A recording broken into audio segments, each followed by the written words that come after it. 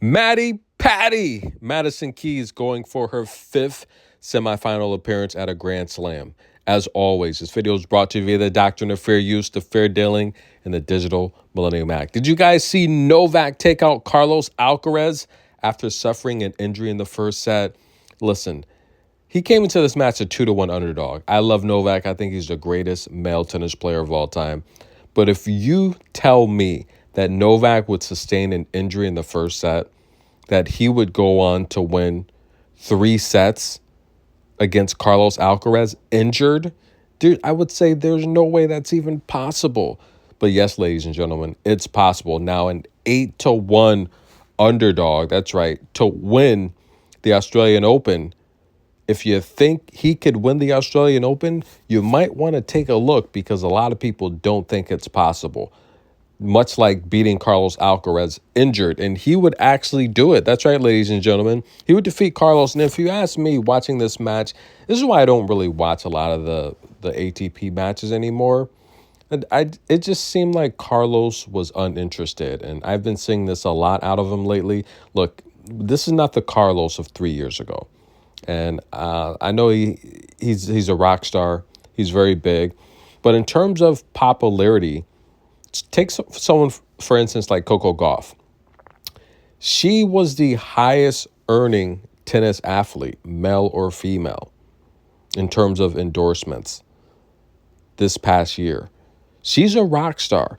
So when we're talking about the WTA and hopes of gaining ground on the ATP, just becoming more of a household type of entertainment like the ATP is, I think the tour is headed in the right direction. But again, I don't know what's up with Carlos Alcaraz. When I watch him play, seems like he's going through the motions, seems like he's not 100%, and it seems like mentally he's just not there these days.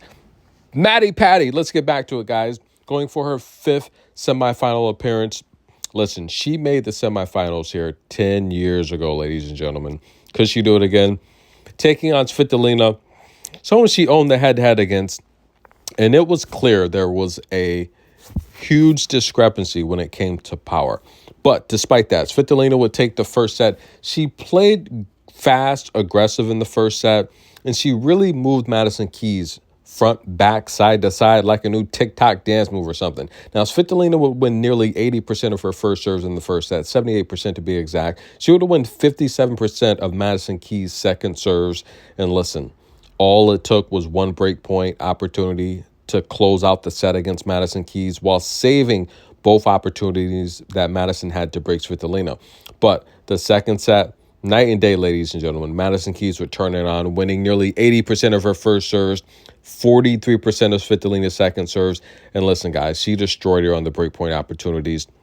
That's right. She had 5 opportunities to break Svitolina, putting the pressure on her constantly. Now, the knock with Madison Keys has been her backhand, right? And I've said this in the past, and it's great to hear these experts say what I've been saying all along. Madison's going to beat you with her forehand, right? It's very powerful. And as she gets older, her power is not going anywhere. So I think she's going to continue to stay relevant on the tour and go deep in these draws.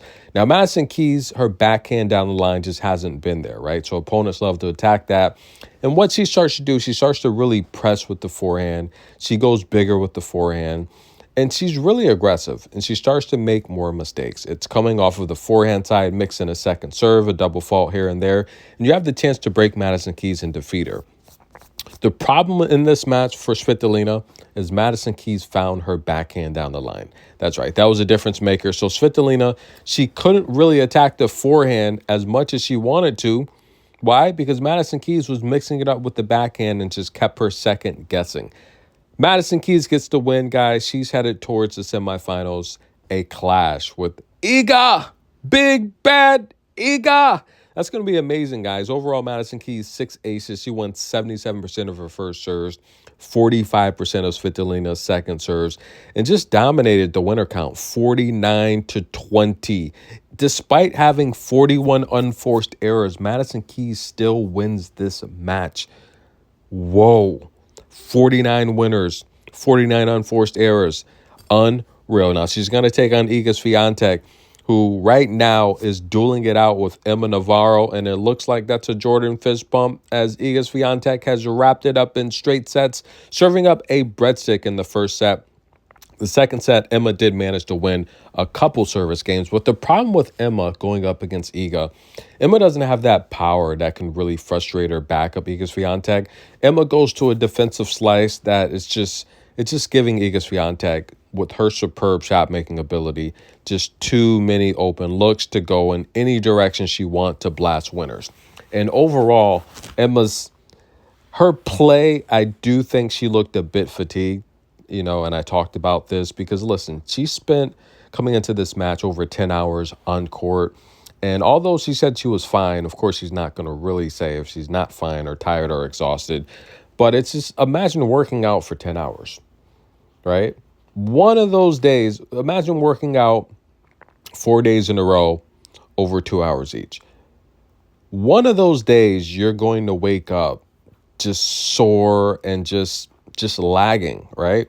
And that's exactly what I felt was the case with this matchup today. I just felt Emma just was one step slow, and then you factor in she's looked fatigued, and then you factor in Iga's power, her footwork, just moving you, stretching the court, aggressive rallies, Emma not having the firepower to consistently back up Iga Swiatek or challenge her, going to a defensive slice, giving Iga too many looks. It was evident that Iga was going to run away with this match. So congratulations to Iga Swiatek. She's going to take on Madison Keys in the next round. This, I think, is going to be a great match. And this is going to be, in my personal opinion, Iga's first real test this tournament. And get your popcorn, guys. We're going to do a prediction on that match to see who's going to make the Australian Open Championship match, and will they take on either Sabalenka or Badosa? Stay tuned. We have a lot of tennis coverage to come up. And by the way, doubles are starting to heat up. I'm excited. We'll be right back.